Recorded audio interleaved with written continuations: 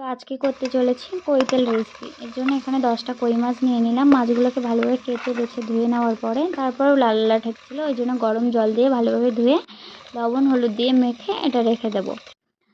একটা মশলা করে নিতে হবে, তার জন্য এখানে নিয়েছি 2টো শুকনো লঙ্কা, 2টো কাঁচা লঙ্কা, জিরে, সরিষা, পেঁয়াজ, রসুন আর 2টো টমেটো নিয়ে এটা ব্লেন্ডারে ভালোভাবে ব্লেন্ড করে নেবো। কেউ শিলনোড়ায় করতে চাইলেও করতে পারেন।